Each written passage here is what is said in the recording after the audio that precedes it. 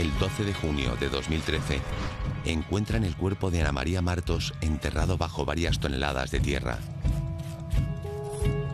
Tras 9 años de su desaparición, una misteriosa llamada y unas cartas de tarot sitúan a la policía sobre las huellas del crimen.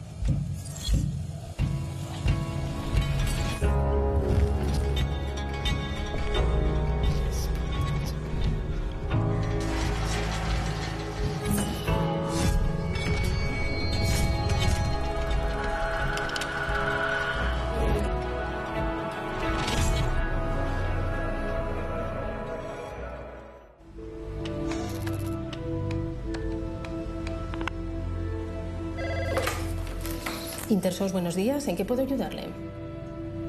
A principios de enero de 2013, la asociación Intersos recibe 2 llamadas anónimas que revelan información sobre el paradero de Ana María Martos.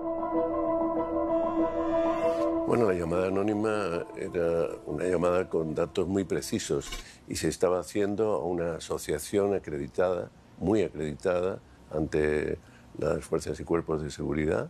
Intersos es una asociación que se dedica a colaborar en la búsqueda de personas desaparecidas, con la cual, pues, igual que con otras, tenemos una estrecha colaboración, y esta asociación recibe 2 llamadas anónimas en la que dan el nombre de Ana María Martos. La policía no tuvo duda de que había una verosimilitud en esa pista, en esa llamada. Y además, a partir de ese momento, la asociación Intersos colabora con la policía.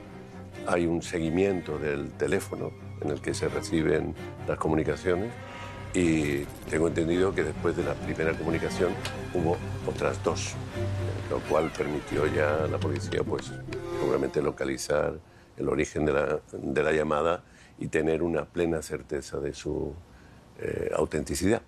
Y además esta asociación, en este caso, recibe una llamada de alguien que les da un indicio de dónde puede estar el cuerpo. Dan el nombre de Ana María Martos, diciendo que había sido estafada, que había sido robada y que había sido asesinada.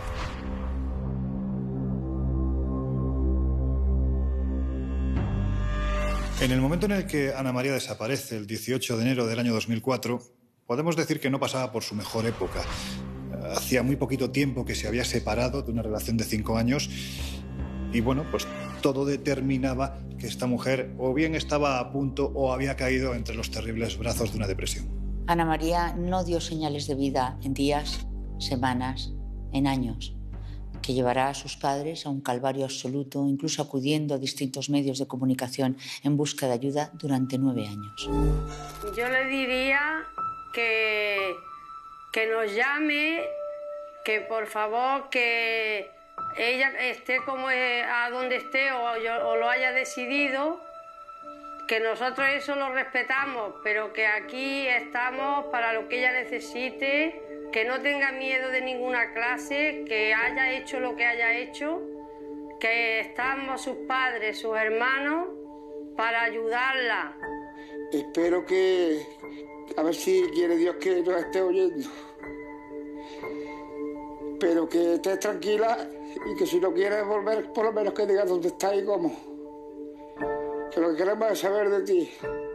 Y que si quieres volver, puedes volver con toda tranquilidad, que aquí te vamos a recibir con los brazos abiertos.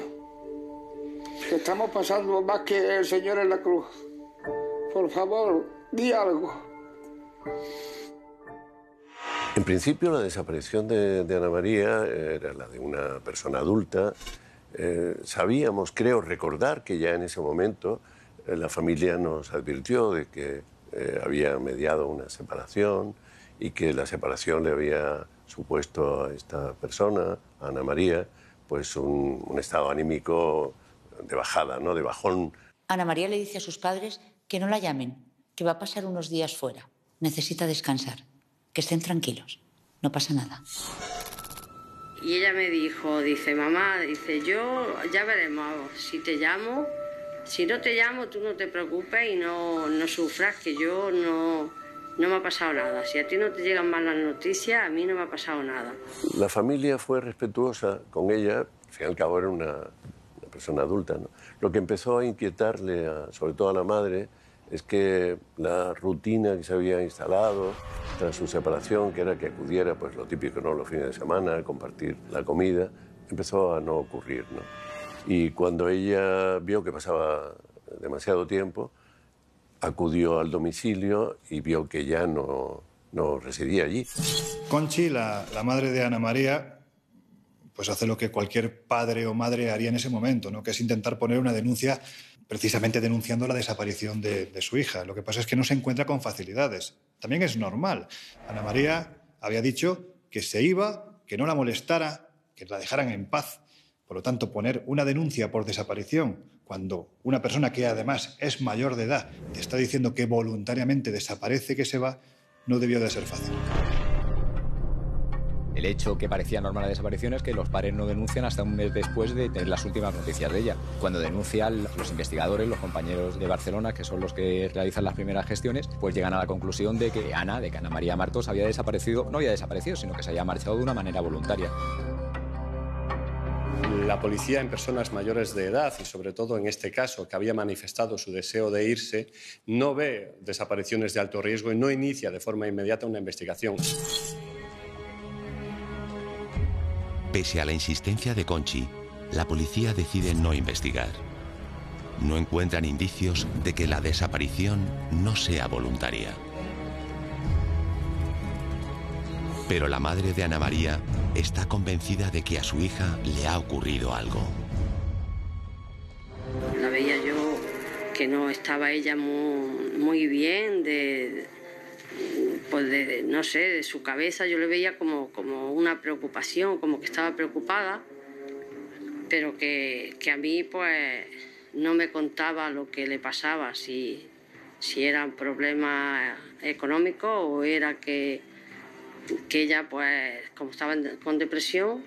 Y yo creo que lo que la tiene a ella por ahí es una depresión muy grande y un miedo a afrontar ahora la realidad y volver atrás y dar explicaciones por qué ha hecho todo lo que ha hecho y por qué se ha ido.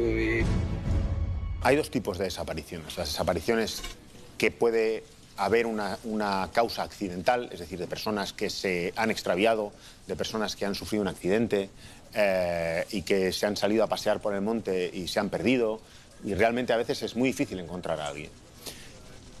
Y en otras ocasiones hay desapariciones en que hay elementos que apuntan a un móvil criminal. En este caso, en el caso de Ana María, esta mujer tenía una relación muy cercana a su madre, una relación muy estrecha. Iba a verla cada semana, comía en su casa cada semana. Es por eso que, aunque podía haber elementos que invitaran a pensar que Ana María podía querer poner tierra de por medio, el hecho de que no le dijera absolutamente nada a su madre ya llama la atención. Conchi se resiste a pensar que su hija se ha ido voluntariamente. Yo entiendo que aquí también entraría parte el instinto maternal. Ella llega a la conclusión de que algo está ocurriendo y se encamina hasta la casa de Ana María. Allí la sorpresa es mayúscula, porque alguien no solo ha comprado la casa de su hija sin que ella lo sepa, sin que se lo comuniquen, sino que además está haciendo una reforma. En ese instante lo que pretende, yo creo que cualquiera lo haríamos, es hablar con los nuevos dueños. Y estos no solo le dicen que no saben dónde ha ido el dinero, sino que tampoco le dicen quién es la persona que ha vendido esa propiedad. Es como si, literalmente, Ana María se hubiese evaporado. Luego había otro elemento. Ella pide unos préstamos, ella vende el piso, creo incluso que vende el coche, obtiene unos ingresos de repente. No le dice nada a nadie, no le dice nada a nadie de su entorno. Y además ese dinero no aparece en ningún sitio, no aparece en su cuenta corriente, no. Con lo cual es extraordinariamente raro que alguien desaparezca sin dejar rastro y que desaparezca justo después de hacer esos movimientos. Eso es lo que invita a pensar que esta desaparición podría tener una causa criminal. No solo había desaparecido Ana María, sino que se había borrado cualquier huella de su existencia. ¿Dónde había ido a parar el dinero de sus propiedades? Yo creo que en este caso hay un momento que es clave, que es cuando se comprueba que Ana María no solo ha vendido la casa, sino que además ha vendido el coche, ha vendido pues, sus joyas, cualquier propiedad que tuviese de valor, y no se sabe dónde ha ido ese dinero. Es entonces cuando empiezan a barajar que por qué no ese dinero puede haber ido a parar a una agrupación sectaria, a una secta. Las sectas, el modo de operación, ¿no?, que ellas tienen pues son muy listas, son muchos años, ¿no? Es, en definitiva, ver cuáles son las carencias de la persona a la que quieres atrapar y venderle que le vas a dar la solución. Como el caso de Ana María pudo ser, ¿no?, de una persona que estaba atravesando una depresión y que de repente se encuentra en un entorno en el que no solo es querida, sino que además le dicen que tienen la solución para que ella salga de esa apatía, de esa tristeza que parece que la invade y que seguramente de una forma u otra la hubiera conducido, quién sabe si a cometer un suicidio, ¿no? ¿Quién sabe si esa agrupación sectaria es la que ha hecho desaparecer a Ana María? No será hasta principios de enero de 2013 cuando esa llamada anónima dé respuesta a la desaparición de Ana María Martos.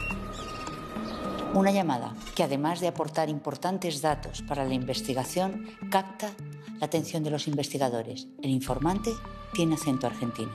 En un primer momento, la interlocutora de Intersos decía que era un acento extranjero que incluso llegó a confundir con algún acento español del sur. Posteriormente se hicieron gestiones y llegamos a la conclusión de que ese acento podía ser un acento argentino, que en un primer momento no se le da mayor importancia que simplemente guardar el dato. Esa circunstancia cobra mayor peso a medida que va pasando la investigación y vemos que Ana María pues, tuvo relación con personas de nacionalidad argentina en Barcelona en el año 2003 y 2004.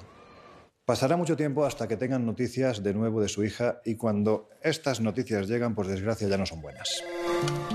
Intersos es quien recibe 2 llamadas anónimas en la que dan los nombres de 2 personas, una mujer extranjera, concretamente de nacionalidad argentina, y de un hombre español que habían sido los responsables de matarla y de estafarla. Comprobamos que realmente el nombre de la persona española que comentan en la denuncia anónima, pues existe. Comprobamos en las bases de datos policiales y también constaba el nombre de la persona, de la mujer de nacionalidad argentina. Comprobamos esos 2 datos, vemos que esas 2 personas existen y empezamos a buscar vinculaciones entre ellos y con la desaparecida, con Ana María. Y las encontramos que existen vinculaciones tanto que unen a los 2 presuntos autores, entre ellos y a su vez con Ana María y el hijo de la mujer argentina. Las 2 personas que mencionaban las llamadas anónimas eran Norma Beatriz Cuique, de nacionalidad argentina, y el empresario catalán José María Tarragüell. Lo primero que se descubre en el momento en el que pues ya se inicia la investigación sobre este caso tan peculiar es que durante un periodo de tiempo determinado Ana María tenía una necesidad imperiosa de poseer prácticamente en el día a día dinero en efectivo, pero hablamos de grandes cantidades de dinero. Él ya había pedido mucho dinero a los bancos y los investigadores descubren que todo ese dinero había ido a parar a un amigo argentino llamado Diego Felipov. Se cree que fue el propio Diego el que puso a Ana María en contacto con su madre, una tarotista que echaba las cartas en la Rambla de Barcelona. Se sospecha que el hijo se aprovechó del estado anímico de Ana María para seducirla y atraerla hacia su madre. El plan era que a través del tarot le sacaran todo el dinero que pudieran.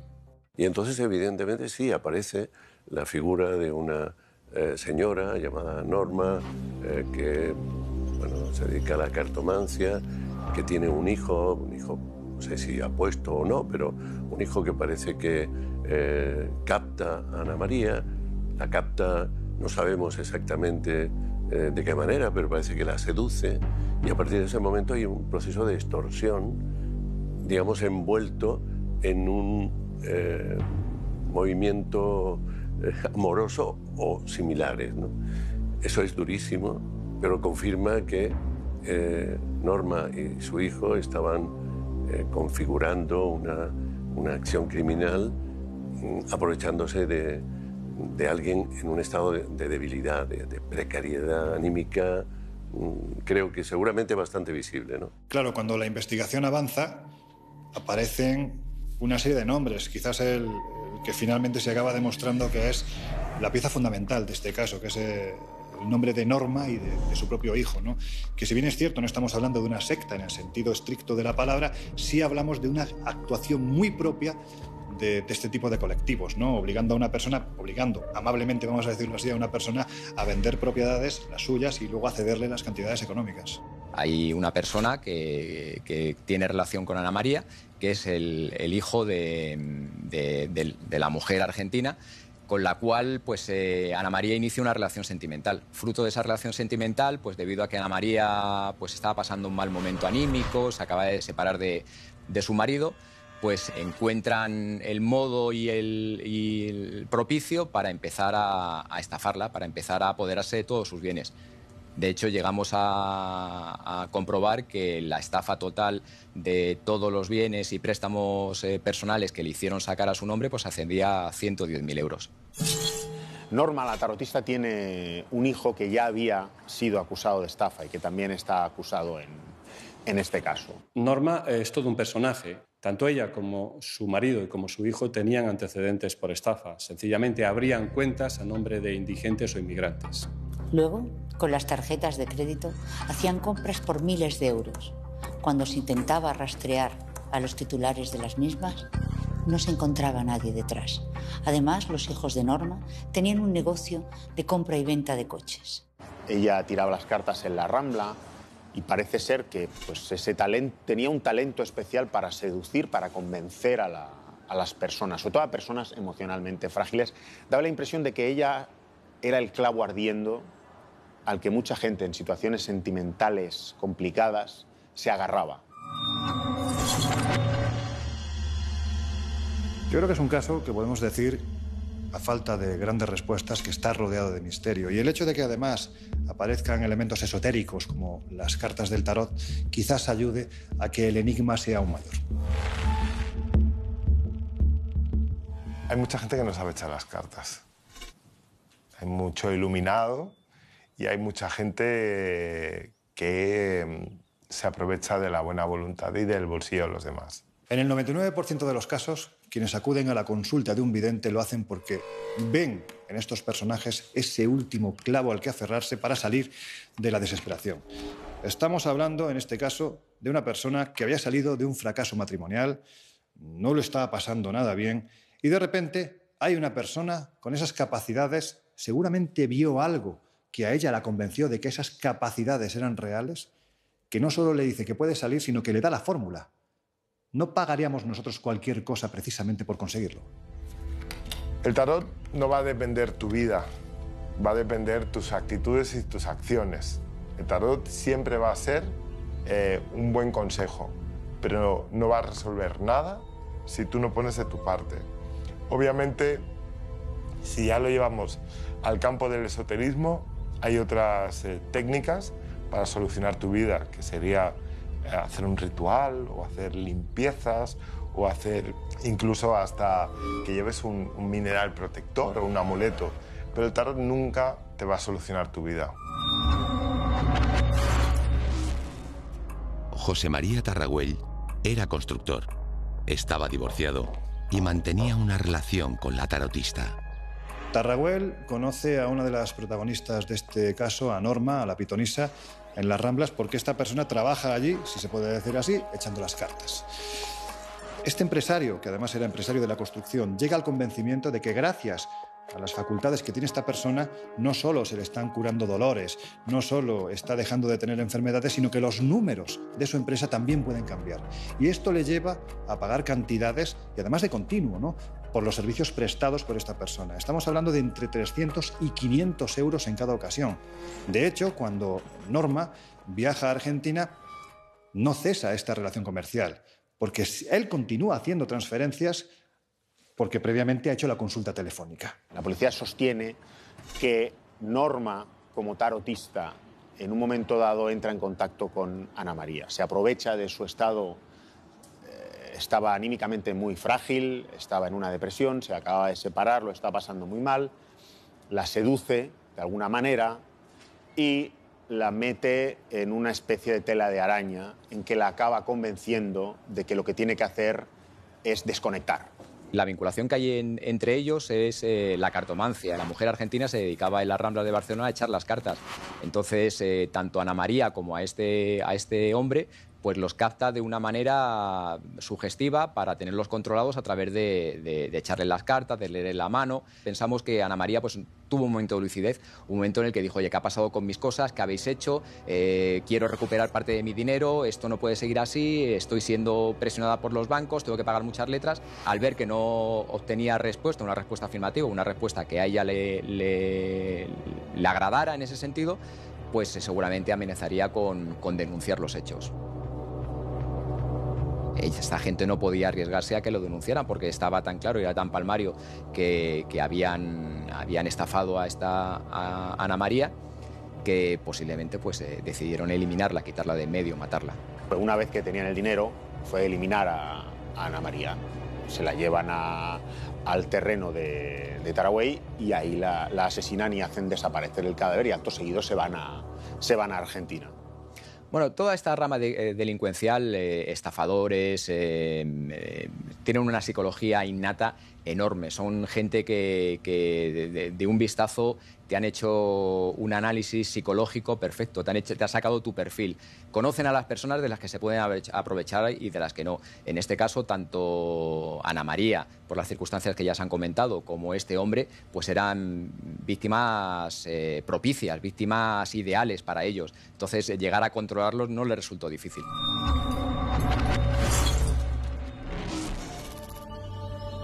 Aunque la llamada revelaba los nombres de las personas que habían asesinado a Ana María, era necesario encontrar el cuerpo. Para ello, había que localizar el terreno en el que supuestamente estaba enterrada. La policía investiga el pasado de Norma Cuike. Aparece un dato que avala la información recibida por el informante. Norma es titular de un terreno en Lloret de Mar. Norma había vendido un terreno que anteriormente figuraba a nombre de Taragüell, por tanto la policía decide visitar a este empresario. ¿Será este el lugar donde pudieron enterrar a Ana María? La policía se traslada a la finca de Taragüell en busca del cuerpo. La policía comienza la búsqueda de Ana María en la finca con el método del georradar.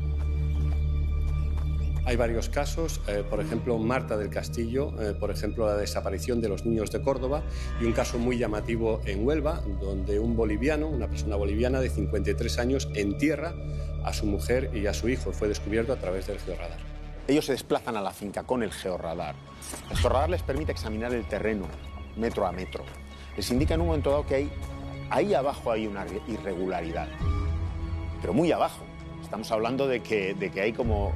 Cuando empiezan a excavar tienen que sacar 180 toneladas de tierra. Bueno, nos encontramos un terreno muy raro, digamos, de una morfología curiosa, ¿no? Con un lateral que daba a la carretera, con un material que al momento, en cuanto introdujimos el georradar, nos dimos cuenta que no era material geológico, no era el terreno normal, sino que era un terreno aportado, pero muchas toneladas de arena, ¿no? Entonces tuvimos que parar la prospección y pedir a los mandos policiales que nos trajeran una máquina de obra pública, porque no llegábamos a la profundidad adecuada con esas toneladas de tierra que habían sido colocadas en esa zona. El operario de la excavadora que trabajó dijo que se llegaron a mover más de 180 toneladas de tierra. Es decir, fue muy laboriosa. En general, la policía solicita al juez este método de búsqueda y en el atestado. Sencillamente lo que hace la policía es aportar los indicios según los cuales una persona se puede hallar en una finca, en un lugar demasiado amplio, y es el juez, al final, quien decide la utilización o no utilización del mismo. El georradar sencillamente es un mecanismo que junto a un ordenador se utiliza en muchas cosas, por ejemplo, detectar personas, detectar objetos. La policía suele utilizar el georradar cuando existen indicios de que cadáveres se pueden hallar en una determinada zona, una zona bastante grande, no en un lugar concreto, porque entonces realizaríamos una exploración física. Sencillamente, cuando existe una zona amplia es cuando la policía utiliza el georradar. Bien, lo que estamos viendo aquí en esta señal en el metro 3 es una anomalía que cuando la vemos en pantalla la podemos clasificar como asociable a un terreno removido a partir de una cota de profundidad que es 1,5 metros. Es en cierta manera similar a lo que encontramos cuando buscamos una víctima de crimen desaparecida, ¿no?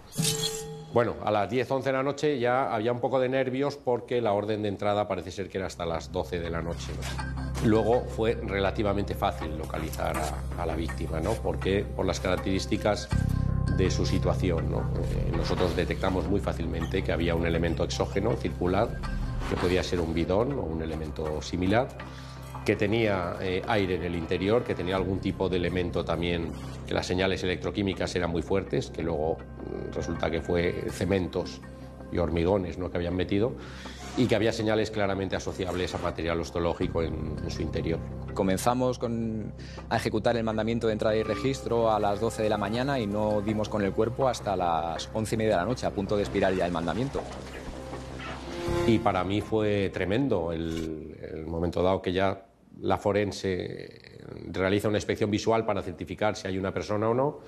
Efectivamente, visualizar, ¿no?, los restos humanos de una persona metida en un bidón, pues es un shock bastante grande. Se debía de tratar de una persona de poco tamaño, poco volumen, debía ser una chica, yo entiendo que joven, y de morfología muy ligera, ¿no? Estaremos hablando de un cuerpo de 40-50 kilos, yo creo, como máximo, metido en una bolsa de arpillera, y a su vez estaba sellado con cementos, y luego eso tapado con el propio bidón metálico, ¿no?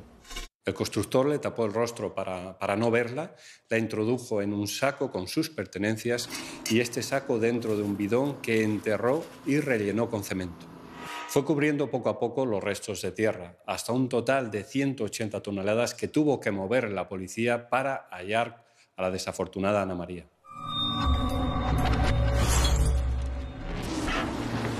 El 12 de junio a las 11:30 de la noche se encuentra el cuerpo de Ana María Martos. José María Tarragüell es detenido y puesto a disposición judicial. Además, se cursan 2 órdenes de detención contra Norma Cuique y su hijo Diego Felipov. Tarragüell aseguró que 2 días después de la desaparición de Ana María había ido a recoger a las 2 mujeres a la estación. Ella parecía como drogada. Tarragüell sopesa dejarlas en un hostal. Decide finalmente llevarlas a su domicilio e instalarlas en el garaje. Deja allí a las 2 mujeres. Dice que tras un rato escucha un fuerte golpe. Al volver, la víctima, Ana María, se encuentra en el suelo, envuelta en un charco de sangre. Norma la ha apuñalado.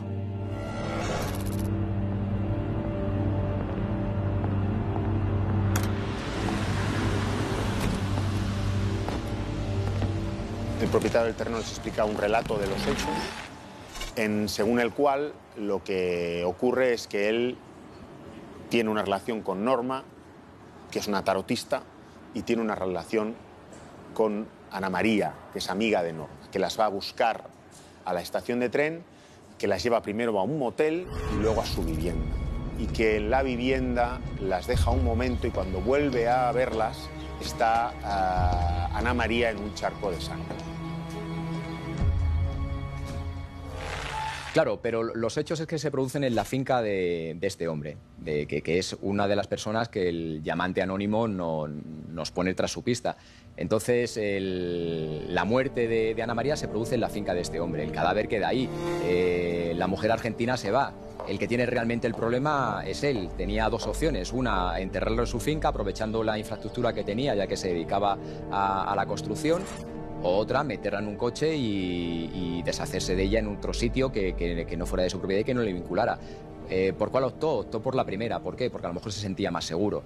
En esta relación de dependencia absoluta que lleva seguramente a Tarragüell a cometer algo que no quiso cometer nunca, que era enterrar un cuerpo del que él, en cierto modo, había formado parte de esa escena final, ¿no?, al no denunciarlo, yo no creo que Tarragüell tuviera absolutamente nada contra Ana María. Simplemente se dejó llevar por ese sometimiento, por esa influencia tremenda que tenía Norma, que tenía la vidente sobre su persona.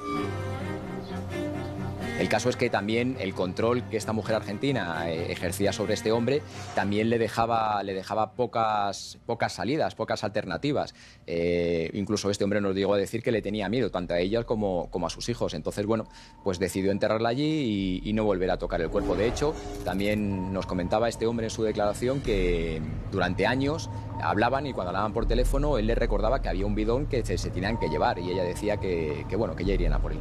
Nos podemos hacer a la idea de lo tremendamente efectivos que pueden llegar a ser los tarotistas y videntes, siempre evidentemente hablando de estafadores, con sus, entre comillas, víctimas, viendo lo que le ocurrió al propio Tarraguel. Él decidió poner a nombre de Norma la finca en la que posteriormente fue encontrado el cadáver de Ana María. Y lo hizo porque la pitonisa le convenció de que si no lo hacía, los espíritus malignos iban a ir contra él y contra sus hijos. Él estaba convencido, estaba totalmente sometido. Por lo tanto, lo que hizo fue precisamente poner esa finca a nombre de ella y entonces los espíritus del mal se fueron. Debe ser tremendo, ¿no? Porque él fue testigo del acto criminal. Primero, le libera un poco seguramente el habérselo contado a la policía y el que se inicie el esclarecimiento del hecho. Pero mientras tanto, es verdad, 8 años, creo que eran 8 las toneladas de arena que había sobre el bidón. Son 8 toneladas sobre la conciencia, ¿no? Y bueno, sin contar el cemento que él mismo introdujo en el bidón en el que estaba, en el que puso el cuerpo de esa pobre mujer, ¿no? Ana María. Yo desde el punto de vista humano lo considero casi inconcebible, ¿no? Poder sobrevivir con todo ese peso. José María Tarraguel fue ingresado en prisión bajo la imputación de homicidio y encubrimiento, pese a que él siempre negó toda participación en la muerte de Ana María. Sobre Diego Felipov y su madre Norma Cuique se emite una orden internacional de detención. Ambos se encuentran en Argentina. La policía se pone en marcha, la policía detiene en Argentina a Norma, que explica otra relación de los hechos, otro relato. En este relato ella dice que deja un momento a Ana María y que cuando vuelve a encontrarla, la encuentra con una jeringuilla clavada en el pecho, que entra en pánico y que le pide a Tarraguel que haga desaparecer el cadáver. Este es un poco el relato que cuentan ellos. La versión de Norma es absolutamente insostenible. Afirma que Ana María se suicidó clavándose a sí misma una jeringuilla. ¿Qué tipo de jeringuilla? ¿Quién se suicida con semejante modus operandi? Esa versión es absolutamente incongruente, insostenible y carente de cualquier prueba. Durante el juicio, Tarraguel declaró que había encontrado el cuerpo de Ana María, o lo había visto, una vez que Norma decide irse, le dice volveré para llevármelo, no vuelve, él se ve obligado a enterrarlo. Asegura durante el juicio que ese cuerpo estaba en un gran charco de sangre. Evidentemente esto no se corresponde con una jeringuilla que alguien ha utilizado para suicidarse clavándosela en el corazón. Una persona que falleciera por clavarse una jeringuilla en el corazón, evidentemente no estaría envuelta en un charco de sangre. Eso es imposible, absolutamente imposible. Clavarse una jeringuilla en el corazón produce una muerte por embolia gaseosa, habitualmente. El juez solicita la declaración mediante videoconferencia de Norma Cuique, Argentina. En esta declaración el juez descubre indicios de criminalidad por parte de esta persona, descubre indicios de que esta persona puede estar implicada en este crimen, ante lo cual solicita de forma inmediata la extradición a España para ser juzgada en España.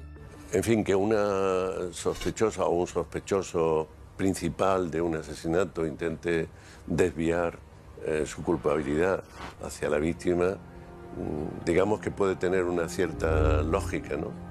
Que cada uno intente salvar su pellejo, ¿no? Pero no deja de ser algo todavía más retorcido, ¿no? En la mente de esa persona.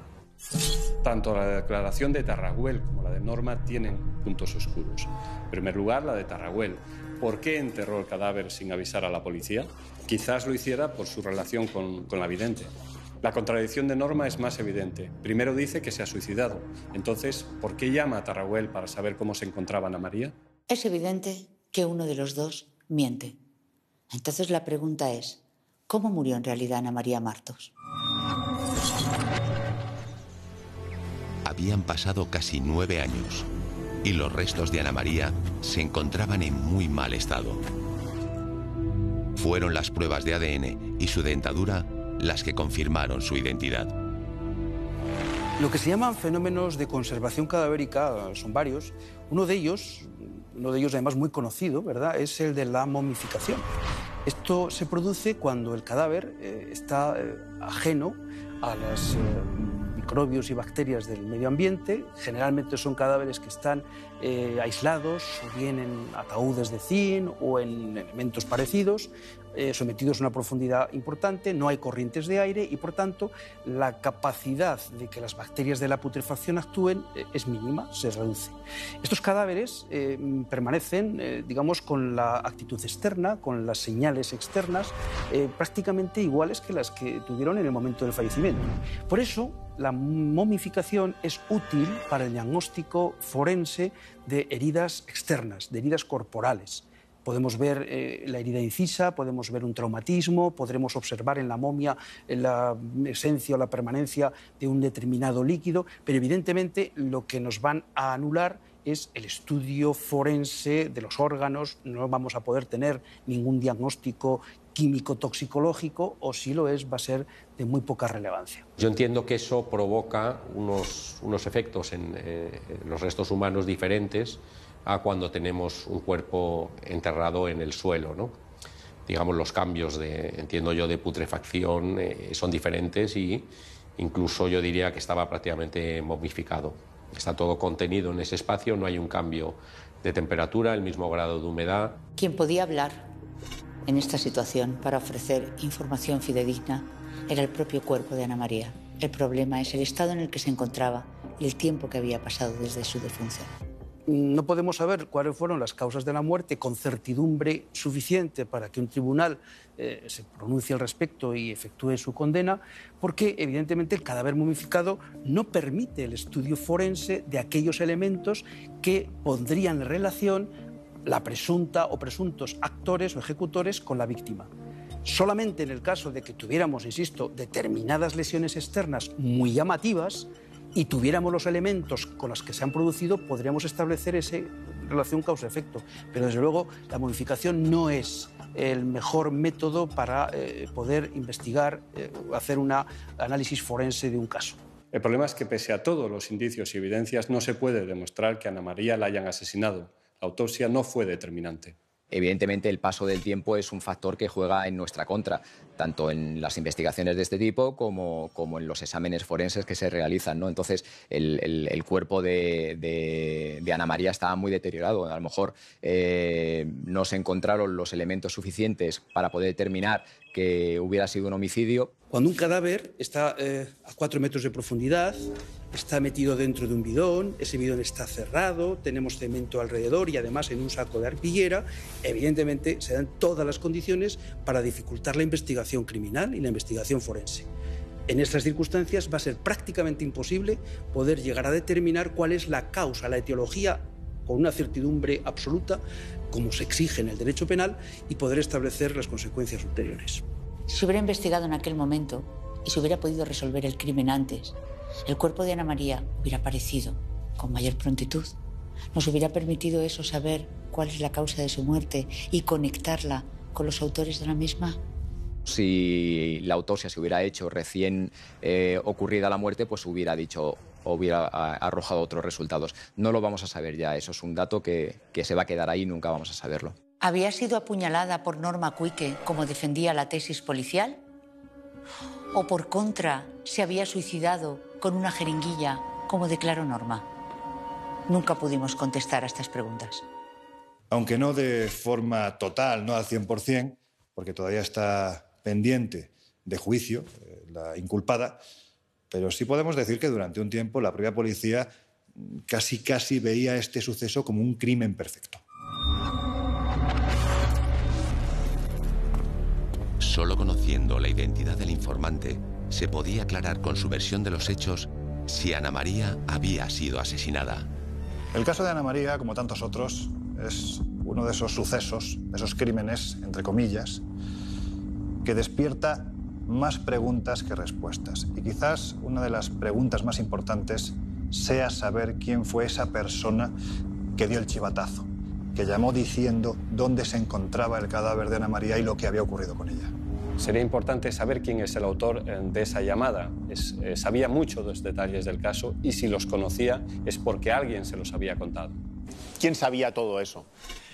Aunque pensemos lo contrario, de que a quien comete un crimen se lo queda callado y se lo guarda en secreto, la realidad, como a mí, al menos como reportero de sucesos, me enseñó que muchas veces la gente tiene tendencia a hablar de más, incluso el criminal, y a contar cosas incluso con detalle, pues ya sea por alardear o ya sea porque no puede aguantar ese secreto, a otras personas. Desde donde se hizo la llamada es aún más revelador. Fue desde un teléfono móvil a nombre de Norma Quique. Los investigadores llegaron a averiguar que la segunda llamada del informante se había realizado desde un locutorio cercano a la residencia de madre e hijo en Argentina. Parece ser que las llamadas partieron del entorno de la pitonisa. Hay que decir que ella ya estaba repudiada en Argentina, era de etnia gitana, y estaba repudiada por su propia gente precisamente por no respetar las normas. Aunque se sospechó que las llamadas pudo hacerlas Néstor Roberto Felipov, el exmarido de Norma, nunca se pudo confirmar. Igual que puede darse lo que ocurrió con la llamada, que alguien que no ha dado una información termine dándola. ¿Por qué? Porque seguramente el portador de esa información tenía también un problema de conciencia, ¿no? Y bueno, creo que todo eso configura elementos suficientes como para decir los casos no resueltos pueden un día tener resolución. El sujeto que realizó aquella llamada en el año 2013, el informante, sabe qué le pasó a Ana María, pero nosotros no sabemos quién es él. Norma Quique y José María Tarragüell no pudieron ser acusados de asesinato porque el cadáver de Ana María estaba momificado y no se pudo determinar si se había suicidado o si realmente había sido asesinada. Salieron de la cárcel bajo fianza. Al hijo de Norma, Diego Felipov, no se le pudo extraditar porque únicamente pudo ser acusado de estafa. Y en 2013, cuando se encuentra el cadáver de Ana María, el delito ya había prescrito. Tras ser extraditada desde Argentina, Norma Quique no estuvo en prisión preventiva más de un mes. Fue puesta en libertad bajo fianza de 10.000 euros. Bueno, parece que extrañamente un juez le dio permiso le dio la libertad provisional con una fianza de 10.000 euros, que durante un tiempo compareció y lo último que se sabe, lo último que tenemos constancia es que dejó de comparecer y que ahora ha sido declarada en rebeldía. Una vez más, Norma consigue burlar a la justicia. Y todo indica que consigue salir de España y que hoy en día estaría prófuga. Tras su puesta en libertad, huyó de la justicia española. Y esto nos hace pensar en su posible culpabilidad. Esta persona, aunque no haya pruebas evidentes de que asesinó a Ana María, sí está involucrada en su desaparición. Y resulta sorprendente que alguien involucrado en la desaparición de una persona durante 10 años haya sido puesta en libertad provisional de esta manera, una fianza de 10.000 euros. Hay desapariciones y desapariciones. La de Norma no es una desaparición, es una fuga en toda regla. Y creo que es una obligación de la justicia española pues poner en marcha todos los procedimientos necesarios para dar con su paradero y que cumpla con la justicia, que termine de hacerse justicia con este caso. La familia entiendo que tiene motivos para estar muy enfadada, para tener un nuevo sufrimiento, un sufrimiento ya de segunda generación. Creo que no es permisible que eso ocurra, que como sociedad debemos amparar a quienes han sufrido tanto y pedirle a las instituciones de justicia que actúen. Esa libertad provisional, dijéramos que esta persona la ha utilizado para huir. Por algo será. Yo no puedo decir que ella asesinó a Ana María. No lo puede decir un juez, no lo puede decir un periodista. Pero desde luego ella ha huido. Se ha quitado de en medio. Tras 9 años de su desaparición, Conchi se había integrado en Intersos y allí compartía su dolor con otros familiares de desaparecidos. Mi vida ha cambiado totalmente. O sea, he tenido 2 depresiones importantes, me he estado con tratamiento continuamente. Yo estuve los primeros 4 meses en la empresa, me dijo que no fuera a trabajar, que me dedicara a buscar a mi hija. Luego después volví al trabajo y le di un trabajo en un sitio donde iba a estar solo. Y he estado pues, durante 8 años yo solo en una habitación de 16 metros cuadrados. Yo en mis sueños lo veo subir por las escaleras muchas veces, pero así llevamos ya 10 años. Ay, los sueños. En el mismo sueño, yo es que sueño casi cada noche y en el mismo sueño digo, ay, no, ¿es verdad o es un sueño? La muerte es el final, pero el no saber es lo que no... Es peor. Es peor que la propia muerte. Es peor, porque es que siempre estás con el ay, no acabas nunca. Ten en cuenta que la muerte lo que decimos es el final. Es saber dónde está y llorar y poner flor y ya está. Pero no saber eso. No se lo podría imaginar nadie lo que se pasa y lo que se sufre.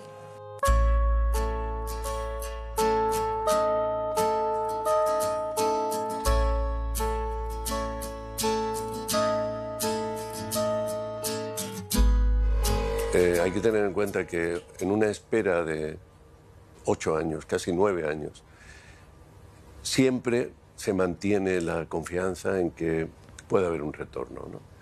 Hay un principio que rige, que yo he aprendido de la actitud con la que se colocan las familias en el tiempo de espera, ¿no? Que es que mientras no tienen una evidencia tangible de que la persona ha muerto, tienen esperanza de que siga viva, ¿no? Y por tanto de que retorne. Dar una pauta general de cómo reaccionamos ante la desaparición de un ser querido pues es un tanto osado. Pero podemos decir que existirían dos grandes perfiles o grupos. Personas que el que aparezca el ser querido les produce el alivio completo, les da paz, calma, sosiego, a pesar del gran dolor que sufren por la pérdida. Y luego nos encontramos ese otro grupo de personas que están buscando anhelantemente la persona querida y que no la encuentran. Eso el ser humano lo lleva fatal. Lo lleva fatal porque nosotros la angustia y la ansiedad de la duda es lo que más genera sufrimiento. Cuando aparece la víctima, por muy duro que eso sea, por muy terrible que sea el saber que ya no vamos a poderla nunca más ver, produce un estado de sosiego, de paz, de calma, y en ese momento se empieza ya a elaborar el duelo real. La incertidumbre es un dolor corrosivo, que no deja espacio para el duelo. Ese es el problema, esa es la naturaleza terriblemente lesiva de la incertidumbre. Pero por lo menos esta mujer puede llevar flores a la tumba de su hija. Y esto para las familias de desaparecidos es muy importante. Para que la gente se haga un caso, el familiar de un desaparecido es posiblemente el familiar de alguien que ha sufrido un crimen que más sufre. Tranquilidad, el reposo de una familia cuando se enfrenta a un choque emocional tan grande, a un golpe tan definitivo como primero estar 8 años, casi 9, viviendo el desgarro de la desaparición y luego tener que aceptar que, no ya que ha muerto, sino que cómo ha muerto, ¿no? Que le han matado y que le han matado de una manera seguramente bastante cruel. Bueno, lo más importante, la verdad creo que sin llegar al fondo, porque como he dicho antes, el fondo de la verdad en estos casos solamente lo sabe la motivación, solamente la conoce el autor, pero creo que sí que hemos hemos esclarecido el hecho. Lo más importante también es que hemos dado paz a una familia, aunque no sea de la manera que nosotros quisiéramos o que la propia familia quisiera, que era encontrarla con vida, pero hemos dado paz, hemos mostrado que Ana María no estaba desaparecida, sino que estaba muerta, con lo cual el luto que tienen que pasar lo pasan ya sobre algo y sobre un hecho que conocen, no sobre la incertidumbre de una persona que está desaparecida durante años. El único consuelo que queda en este caso es un consuelo mínimo, pero es el consuelo de que la madre de Ana María pueda enterrar a su hija. Es el único consuelo, es mínimo, porque en el fondo justicia no se ha hecho. Espero que esto llegue a juzgarse con el tiempo y que los responsables cumplan la pena que les corresponde. ¿Hubieran cambiado las cosas si se hubiera investigado la desaparición como inquietante de Ana María en aquel momento? ¿Se habría podido resolver el crimen si a Conchi lo hubieran escuchado 9 años atrás? Era una mujer adulta y la hipótesis inicial es que podía haber decidido cambiar de vida. Conchi tenía razón. Su hija no había vendido su casa. En el caso de Ana María Martos, lo que más me llama la atención es que haya podido, al cabo de casi una década, encontrar una salida. Para mí eso aporta elementos muy valiosos de expectativa, incluso diría de esperanza, para tantos casos que hay sin resolver, sobre todo en el ámbito de las personas desaparecidas. Puede haber una llamada, puede haber un indicio, una prueba que permita esclarecer lo ocurrido. La desaparición de Ana María tuvo un final trágico y a día de hoy no se sabe cómo murió. Solo nos queda la esperanza de que en un futuro no muy lejano se pueda demostrar que fue asesinada y el culpable o culpables sean juzgados por sus actos.